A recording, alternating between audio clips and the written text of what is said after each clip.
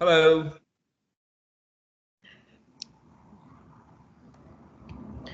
Okay, I don't know how many of you are connected.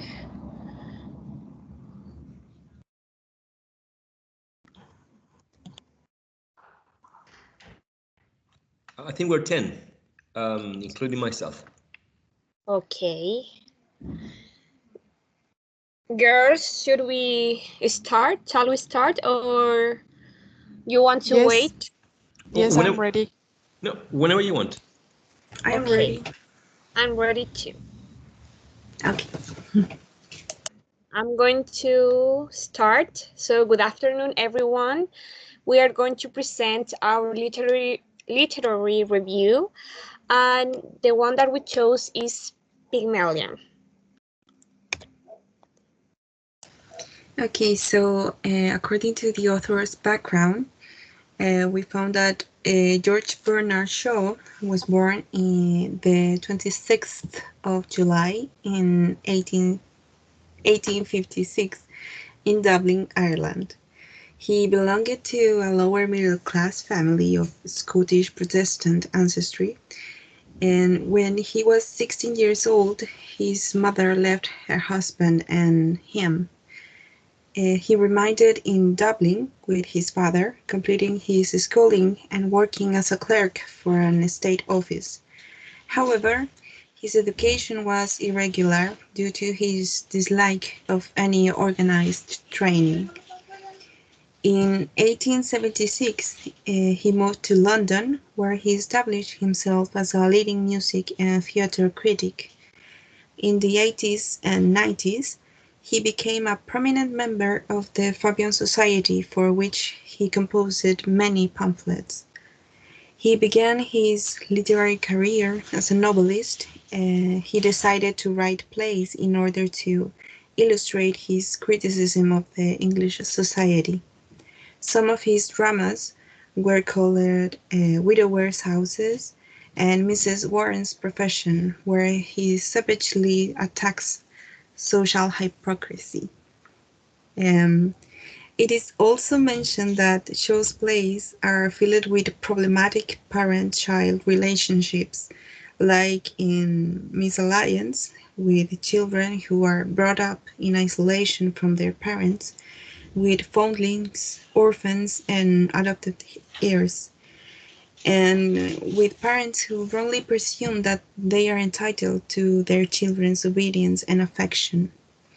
Other important plays by Shaw are Caesar and Cleopatra plays, which is filled with allusion to modern times, Androcles and the Lion, in which from modern movements he drew deductions for the Christian era. The final play, that is the one we want to report today, is Pygmalion, which is a combination of drama, comedy, and social corrective. It is a witty study of phonetics, as well as a clever treatment of middle class morality and class distinction.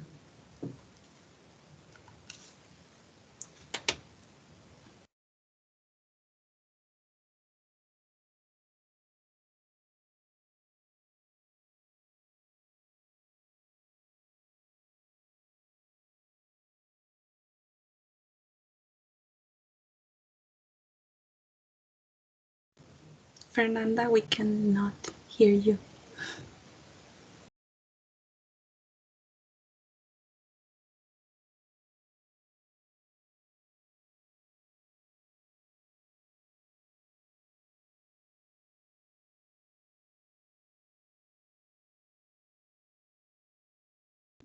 I'm sorry. I was talking by myself. Can you hear me now? Yes. Okay, thank you. Yes. So I'm going to explain you the background of the play. The Pygmalion was written in 1912 and it was first presented to the public in the year 1913. And it was opened in London in the year 1914.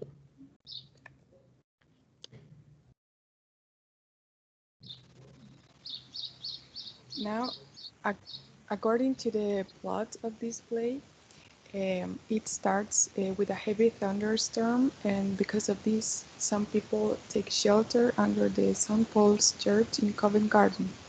Among these people, there was a flower girl, a mother with her children, an elderly gentleman who was Pickering, and a note-taker. This last one is Henry Higgins, who is a professor of phonetics. After they encountered, was realizes that person flower shop. And the next morning, she went to Higgins and Pickering's laboratory to ask for speech lessons, considering that they both were linguists. Here, Higgins bets Pickering that he can use phonetics to change the speaking manners of Eliza and transform her into a duchess. Until here, the author introduces us to the main characters. He lets us know that Eliza has a problem and Henry has the skills to fix it. Pickering supports Higgins by saying that he would cover the costs of the experiment if he can make Eliza act as a duchess at an ambassador's garden party, and he accepts the challenge. They decided that Eliza will live with Higgins for 6 months to teach her manners and speech as a high-class lady. After this, Alfred Doolittle goes to Higgins' house and asks to take his daughter back. However, his real intention was to get some money from the professor. Higgins gives him £5, and then Eliza enters to the room looking very different and so clean and pretty that his father couldn't recognize her. Then in the third act, Professor Higgins teaches Eliza to speak better and behave properly for months, and after some time she had to pass 2 tests. The first one was at Mrs. Higgins' house, where Eliza meets Mrs. Ainsworth Hill, Clara, and Freddie. Everyone is shocked with Eliza's speech, and Freddie feels extremely attracted to her. In the fourth act, the second test for Eliza takes place at an ambassador's garden party. She acts like a duchess, and Professor Higgins wins the challenge he made with Pickering at the beginning of the play. Now that the experiment is over, they both seem bored and do not care about Eliza. She feels hurt and asks them what is next for her. And Higgins says that she could marry someone or work in a flower shop. And Eliza leaves because she felt that no one had ever treated like that before. And in the last act, Mrs. Higgins hired Eliza upstairs, and she had the opportunity to thank Pickering for always treating her like a lady. And she said to Higgins that Freddie had been sending her love letters and that she will marry him. And in the end of the play, Higgins laughs, saying to his mother that Eliza will marry Freddie.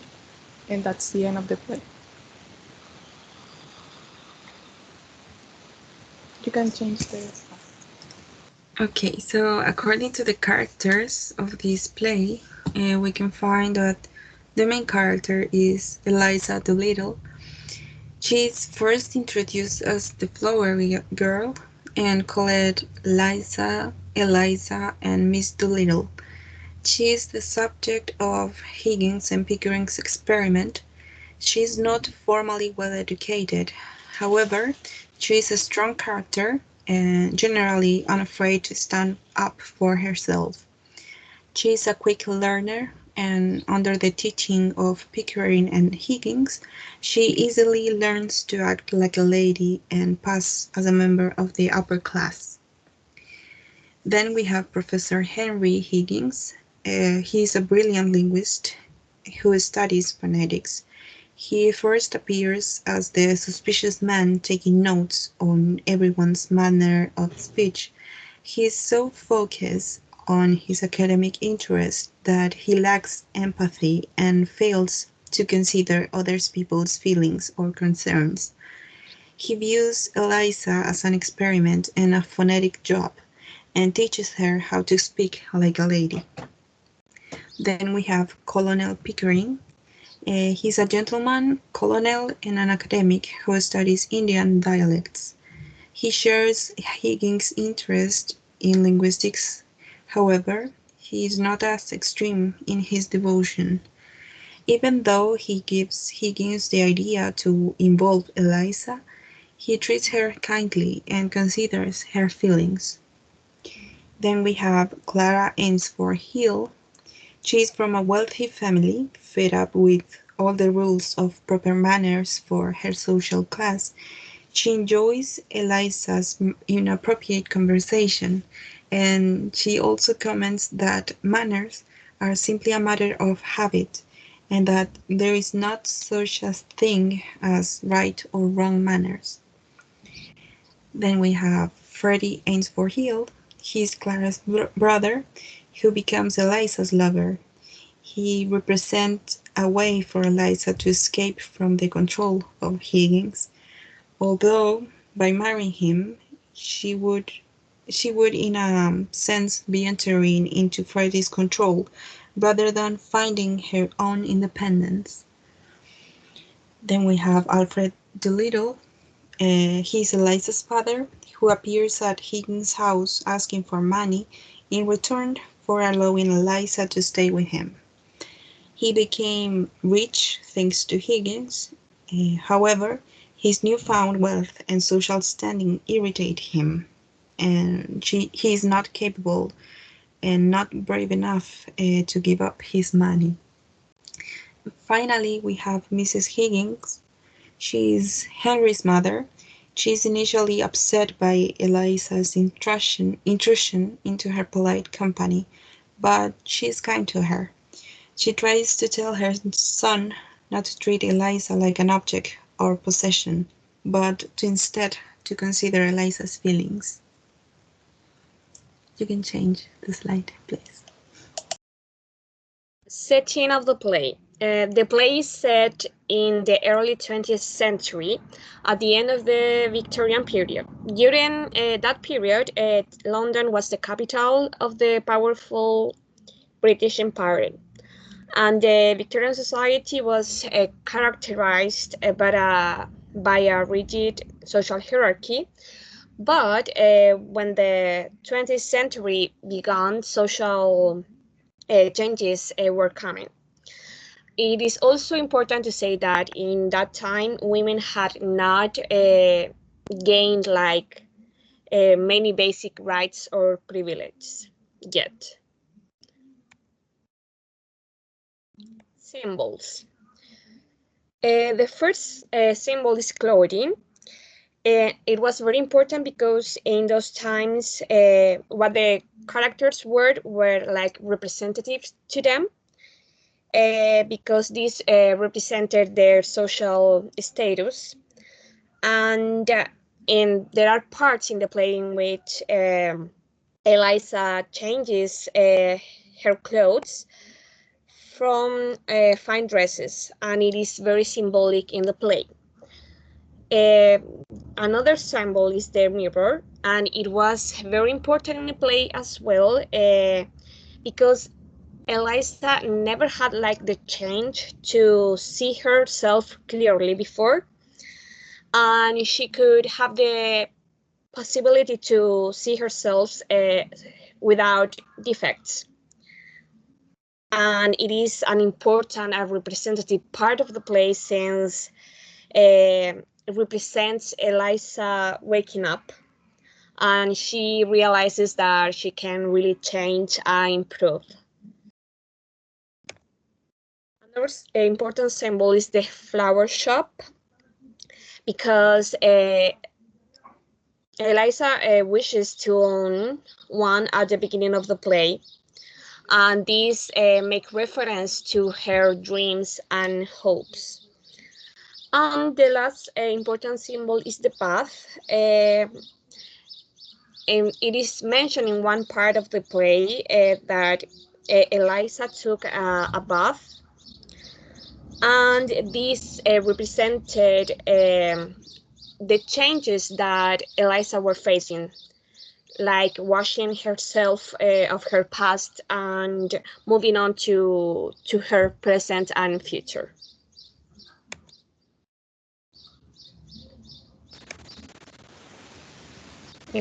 One of the themes that we found in this play is language and speech, because this play explores aspects of language in a variety of ways. Higgins and Pickering study linguistics and phonetics, taking note of how people from different backgrounds speak differently. The play is focused on the connections between a person's speech and his or her identity. However, the author exposes how imprecise this conception of identity is and how it doesn't actually represent a full person. This can be demonstrated by the fact that Eliza's way of speaking transforms during the course of the play, and she is able to change her identity simply by learning to talk differently. Appearance and identity was a very important part of the play, because it is explored how social identity is formed not only through the patterns of speech, but also through the general appearance of people. So, as a speech, the physical appearance also signals social class. Some examples that we can find on the play are that, for instance, Eliza is identified as the poor flower girl for her aspect, and the professors as gentlemen. Another important thing that we found in this play is social class and manners. Pygmalion is set in the early 20th century, at the end of the Victorian period in England, which was characterized by a rigid social hierarchy. As we can see, the wealthy, high-class characters of the play are concerned with maintaining class distinctions. And in this play, the author shows the system of this social hierarchy, but also exposes some of its problems. Moving on to education and intelligence. As mentioned before, there are two characters that play like a crucial role, that are Higgins and Pickering, because they are academics. So sometimes other characters may feel intimidated by them because they were very well educated, but in very parts of the play, some characters shown that they could be very intelligent and clever as well. Because Eliza, for instance, she was a very fast learner. And the last theme that we found in this play is femininity and gender roles. The title of Shaw's play is taken from the myth of Pygmalion. In this story, Pygmalion makes a sculpture of his ideal woman. And this sculpture is so beautiful that he falls in love with it and it comes to life. So Shaw calls attention to questions of femininity and gender by calling this play Pygmalion as well. The similarity between these two stories is that Pygmalion sculpts his ideal woman, and Higgins and Pickering mold Eliza into an ideal lady, with the difference that none of them falls in love with her. And this play can be seen as showing how unrealistic femininity can be due to the fact that Eliza has to be trained to pretend to be someone different than who she really is. Now we are going to move on to the last part, that is the literary figure. First of all, we have allegory, and we can see that in Act 2, when Alfred Doolittle, who was Eliza's father, visits Higgins. So he mentions the Japanese lady and treat that person with a lot of respect, just because that person was wearing like a blue kimono and was very clean. But the thing is that he couldn't recognize that was her own daughter who he was talking to. The next literary figure is allusion. Higgins is an educated man, which can be inferenced from his woman who utters such depressing and disgusting sounds has no right to be anywhere, no right to live. Remember that you are a human being with a soul and the divine gift of articulate speech, that your native language is the language of Shakespeare and Milton and the Bible, and don't sit there crooning like a bilious pigeon. Here, while Higgins was insulting Eliza, he was also making an allusion. Shakespeare and Milton were well-known authors in that time, and the Bible is also known by the readers. Okay, so metaphor, well, as we may know, a metaphor is a figure of speech that describes an object or action in a way that isn't literally true, but helps explain an idea or make a comparison. So in this play, many of Higgins' insults to Eliza are metaphors. For example, in Act 1, Higgins calls Eliza a squashed cabbage leaf. As she is not literally a squashed cabbage leaf, it is a metaphor. Then we have simile, which is an implicit comparison of unrelated items that share a similar characteristic using the word like or has. In Act 1, Higgins tells Eliza, and don't sit there crooning like a bilious pigeon. This is a comparison between Eliza's crying and a nauseous pigeon, making it a simile. Finally, we have irony. So, irony is the use of words to convey a meaning that is opposite of what is actually said. So, in this play, irony is used constantly throughout Pygmalion. One example is the fact that though Higgins is teaching Eliza manners in order to transform her into a lady, Higgins doesn't have manners himself. Verbal irony is most often, if not solely, expressed in Higgins' speech. He usually uses this when he's insulting Eliza, and most often in a sarcastic manner. In the play, the whole irony is the fact that the play can be viewed as a fairy tale. This is the typical storyline of a rich man picking up a poor girl and turning her into a princess, or in this case, a duchess.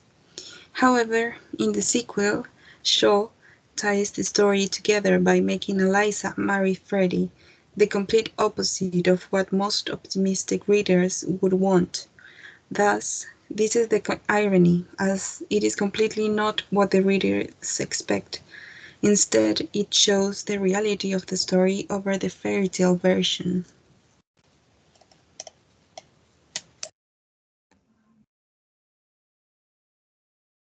Okay, this had been our presentation.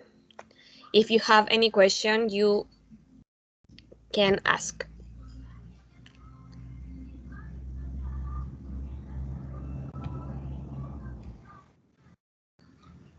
I don't Thank you so have a much question, but I for... have a comment. Yes, go ahead, please. Oh, sorry. Oh, yeah. It's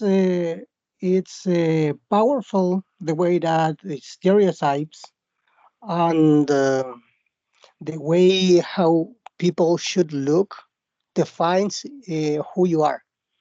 It's quite impressive that this situation comes through all these years until nowadays, since in those days, as you mentioned, the way how people and women look define them. For instance, those fancy dresses and the fancy hat that you showed in an image, and the manners and the way how you act define you. Nowadays, I'm not um, that related with that because I'm not really keen on wearing suit and tie, for instance. But we're supposed to do it in more formal situations. But I'm used to wear tracksuits or shorts during my daily life.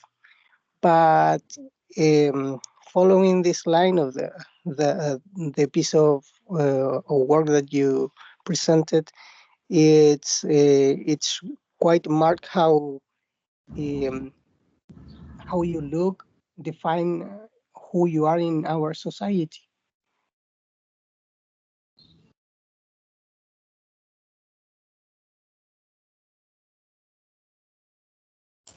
Yes, I completely agree with you because it is impressive the fact that these two characters, Professor Higgins and Pickering, they were only focusing on her manners of speech and how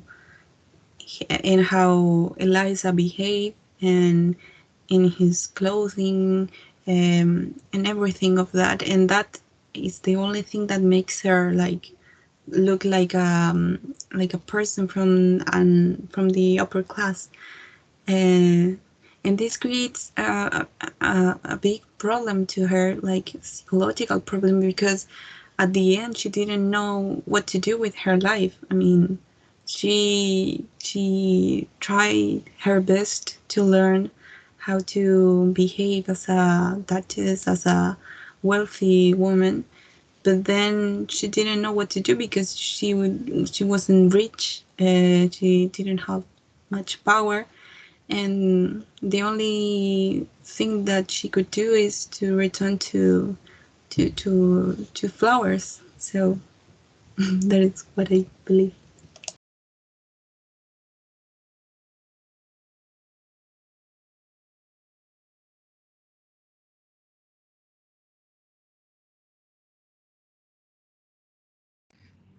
Sorry, can I ask a question, Fernanda? Yes, yes. Um, I'm still thinking about what that Daniel said, because that was one of the things that caught my attention here in Talca.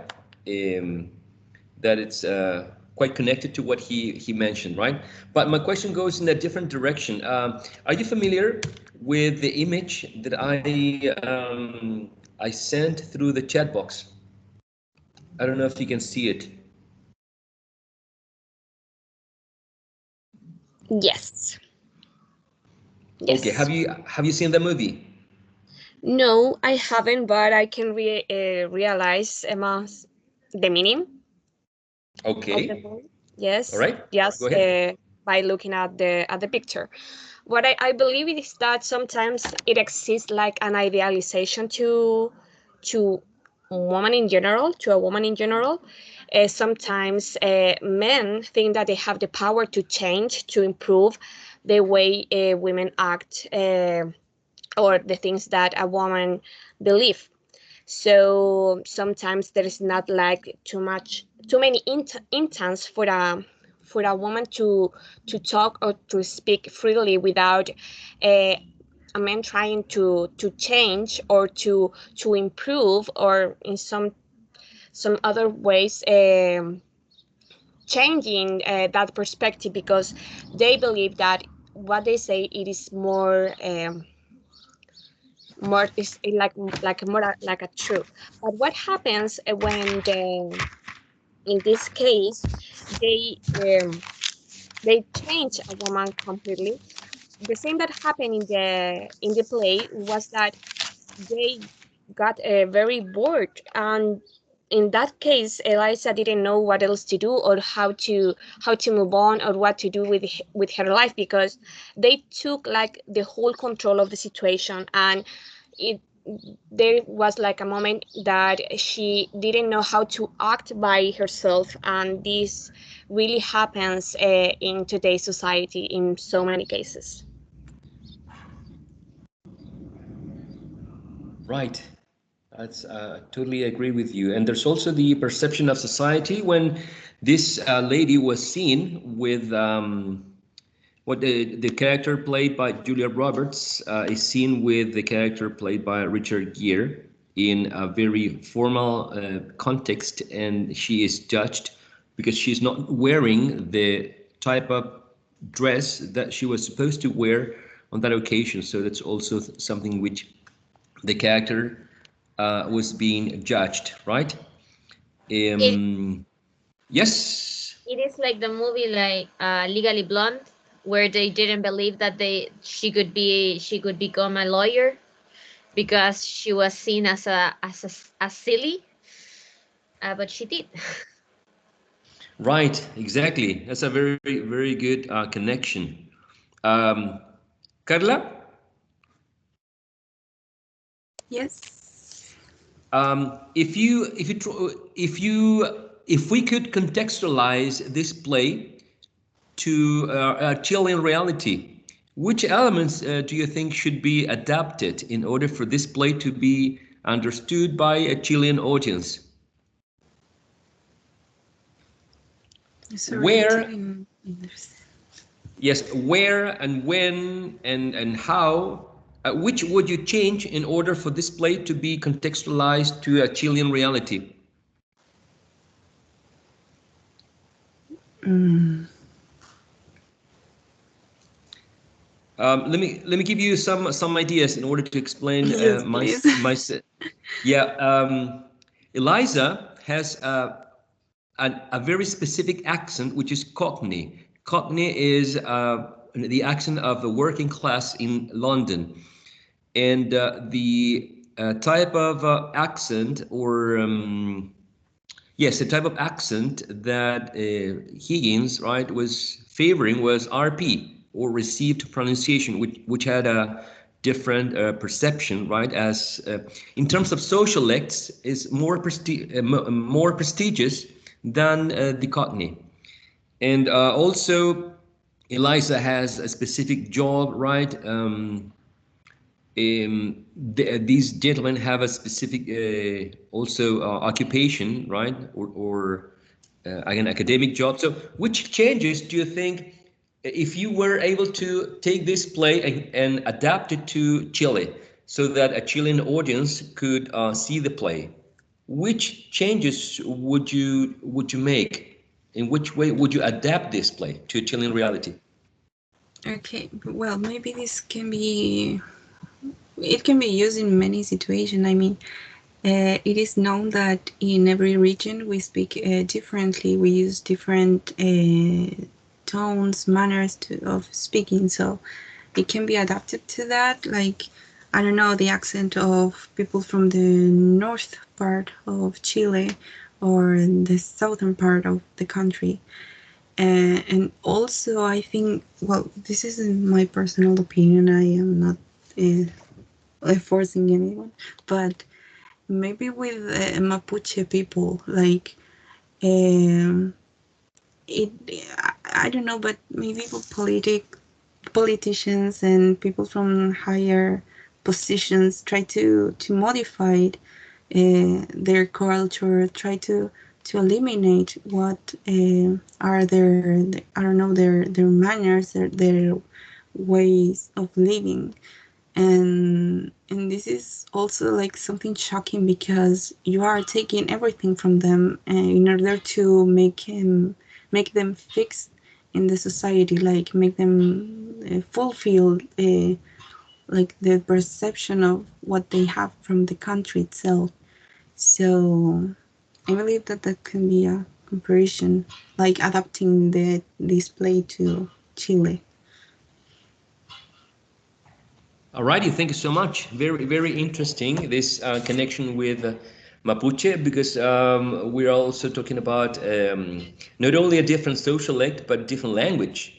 Therefore, Yes. right. So, in order for this Mapuche to adapt to the Chilean society, she would need to learn Spanish, right? The Chilean Spanish. Because you didn't say that maybe this could be adapted for Eliza to become a male actor. Maybe, um, what if Eliza could have been a man? Would that be reasonable for our society or for the play? Who knows, right? Um, yes, Kala? Yeah, I don't know. I think that maybe if she was a man, maybe the thing changes because the focus on those years were that women should behave in this and this manner. So maybe for that reason, all these changes in her life began. Like maybe if she were a man, um, they wouldn't care about her ways of speaking and behaving. So this was only because she was a woman. A woman. Right, right. The gender thing, it has a lot to do, and also these I don't know if disrespect, but these gentlemen were so much into academic matters that would not mind really the human nature. I mean, they were interested in experimenting with language, and actually were not really concerned that the language was produced by human beings with emotions and, you know, with a certain respect that it was due to them, right? Um, Consuelo, are you there? Yes. Right. Consuelo, I'm going to ask you a question. Please don't get mad at me because it's just a question that it could be connected, right? So Okay. the question, all right. The question is, which aspects do you think are similar or different to Eliza's training as compared to you that you are in an English teaching training program? In which way her situation and your situation is similar or different?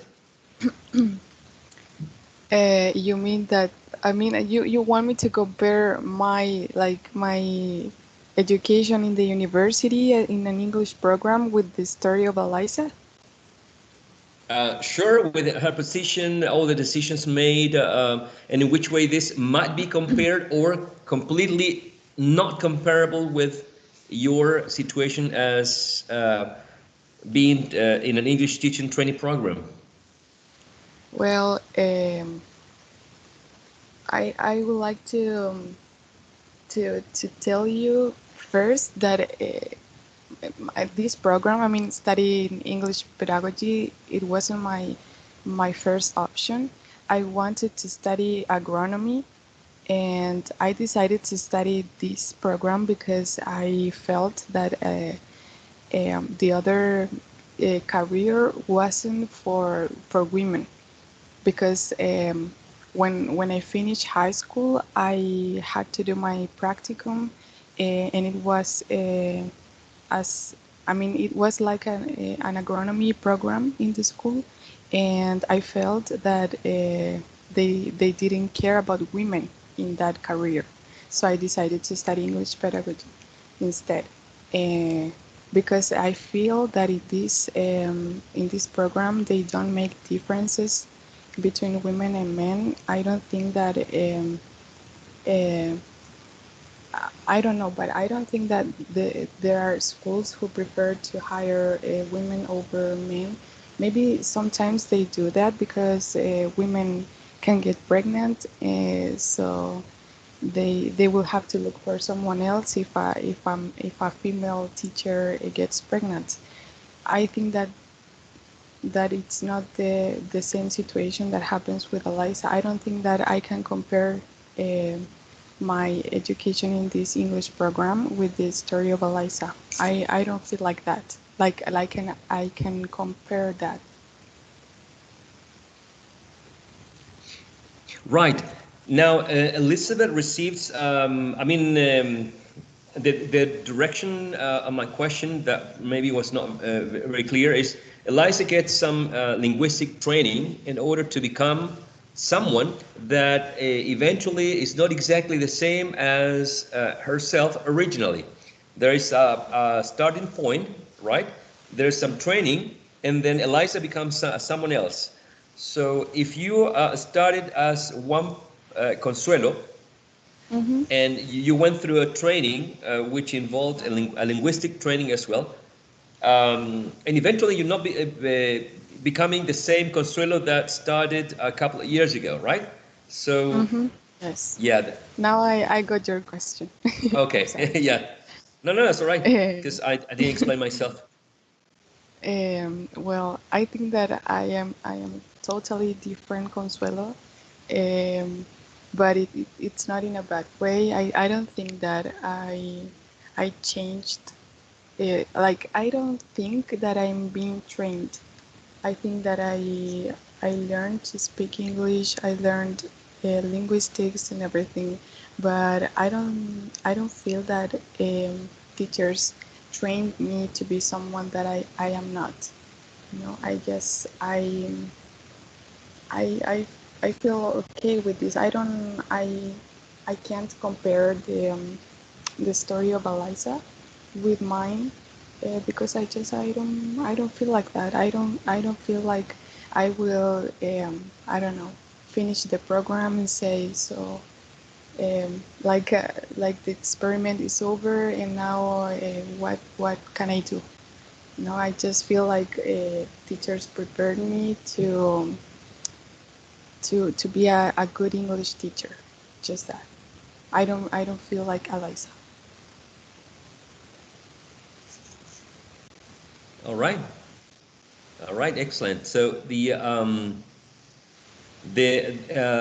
myth gives a lot of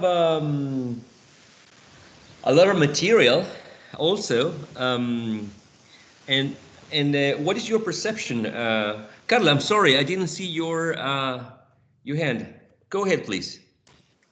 Yeah, I just wanted to add something to that. Maybe, well, maybe it's my situation, but when I first entered to this program, well, we finished high school, and the way we talk, the vocabulary we know, is not sufficient to what we need in English.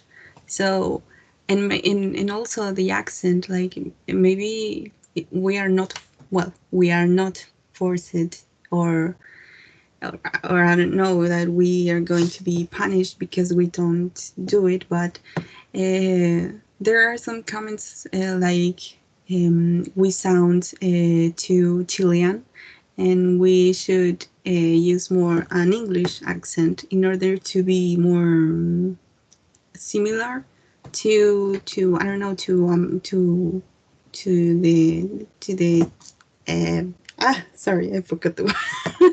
Like, but that we should sound like an English people, and try to not to use the Chilean accent.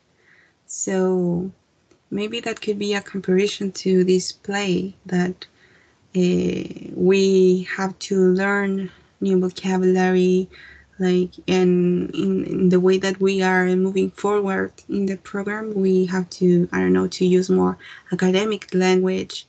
But it is not, it's like Consuelo said, it is not like we are going to finish this program and we will not know what to do with what we have learned. I mean, we know what to do, but that could be a similarity to the play, and also a difference. Thank you so much, Carla. Fernanda, please. Okay, what I believe that is something like a difference between Eliza's situations and our situation, because Eliza, when she was like improving her speech, she was trying to fit into society. She was trying to improve her societal status. In our case, we are learning something because maybe we can feel passionate about it and we want to express something with what we are learning, but that doesn't mean that we don't fit into this society or that we are going to be more than others because we are learning a language in this case.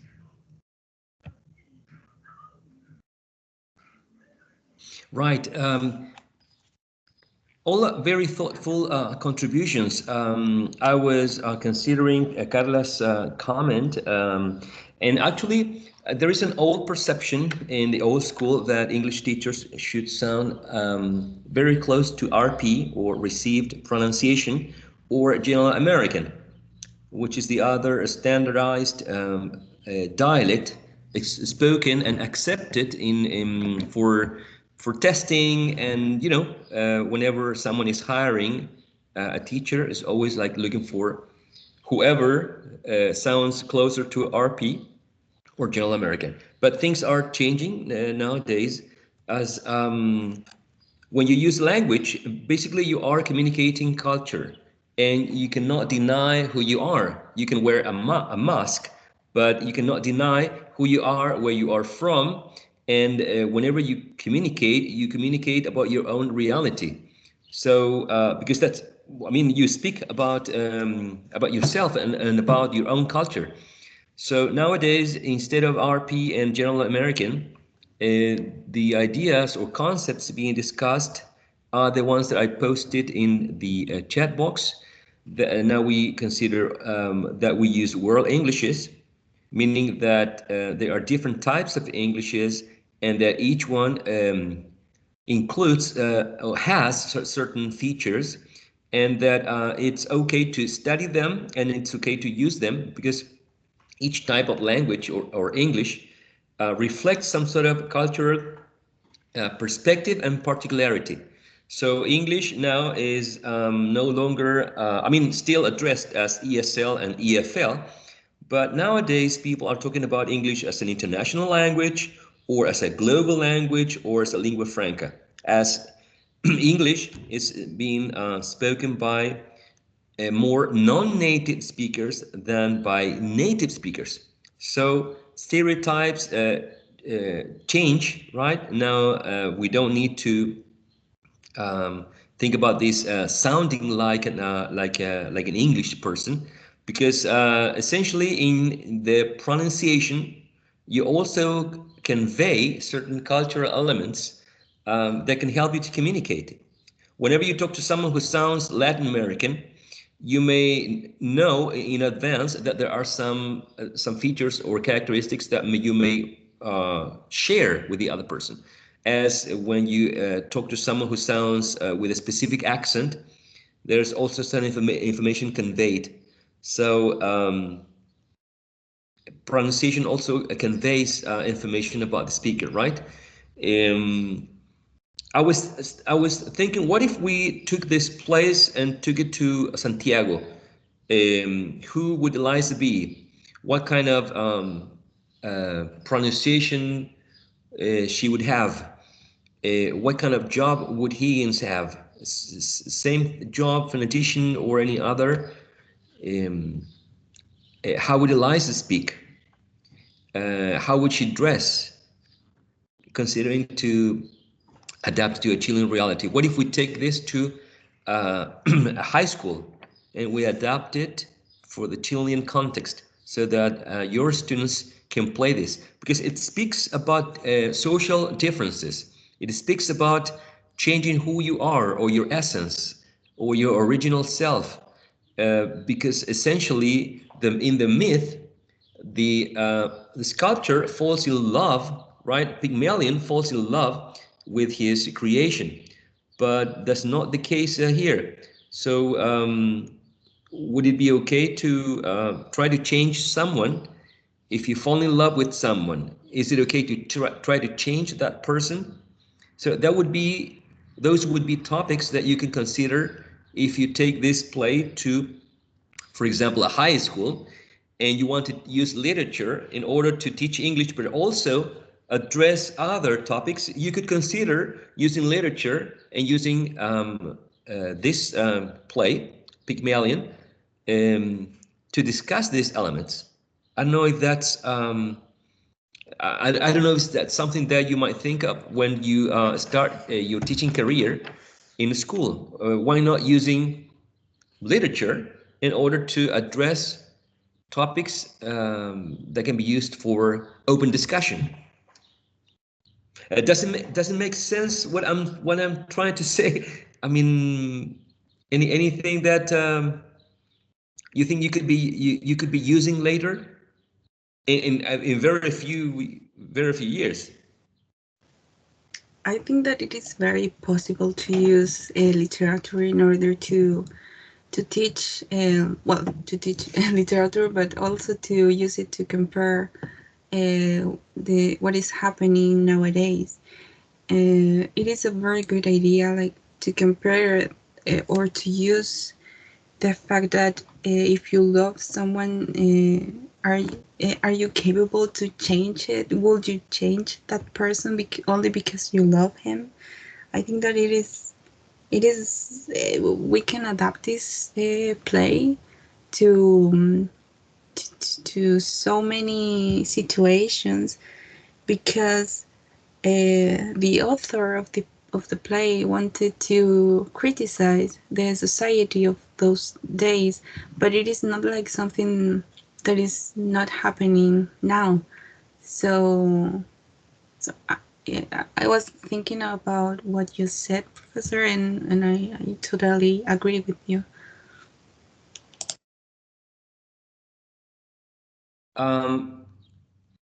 Right, because you can use literature to teach, as I posted, to teach English, but also to teach values, and you open topics that can be discussed by your students. If not completely in English, they can discuss about the topics in Spanish, or half in Spanish, half in English. As whenever you discuss themes, themes are universal. You can talk about love, hate, envy, friendship. So literature opens a door for discussion, and you just need to adapt it to the level in which you're going to be teaching.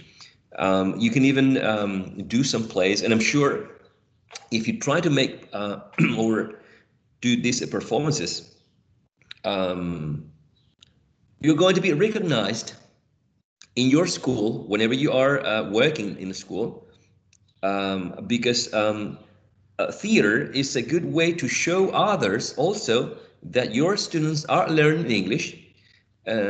Theater or plays are very attractive because you can summon people to watch it. So it's not going to just stay in the classroom, but you can take it outside the classroom, and even parents can see. And when parents see their children act, even if they are using a small amount of English, that's going to make a lot of support. That's going to create a lot of support for you as a teacher in a school.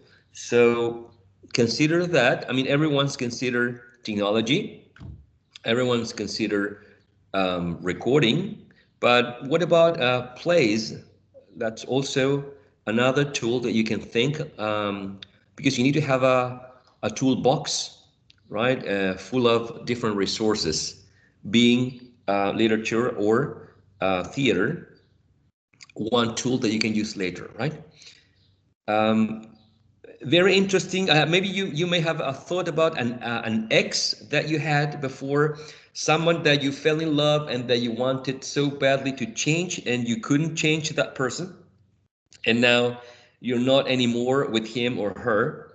But that's life. So if you remembered an ex because of Consuelo's, Fernanda's, and Carla's presentation, probably the purpose was fulfilled, right? Because you made a connection with your emotions. Who knows? I'm just speculating here. All right. So thank you so much for this very interesting book report. I owe you. All the grades are going to be next class. Yes or yes. They're going to be next class. The test grades, the presentation grades. Remember that last class, I think there were a few of you. We were discussing about the last evaluations. One of them was casting, and the other one was the interview. I got an email from Consuelo, but I don't know what to say. I don't I was going know. to ask you that. Yeah, I don't know what to say, Consuelo. One thing that we could do is that you can make a pool of questions, and we can draw some questions from that pool. So what I'm trying to say is maybe each one of you may bring 3 different questions from the 3 different literary periods. I mean, 3 to 5. We can put it together, and then maybe we can practice next class. Yes, We can that would discuss be them openly. Okay. And the casting, I got an email from Jocelyn. I told her, I give her the green light. I think it was a very good idea.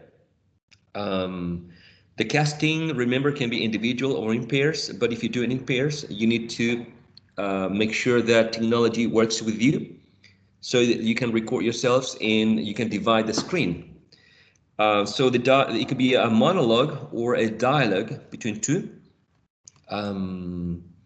Make sure that the characters that you choose are have a, how could I say this, have a meaning to you. I mean, there must be a reason why you chose those characters and why you chose specific lines. They need to make sense to you.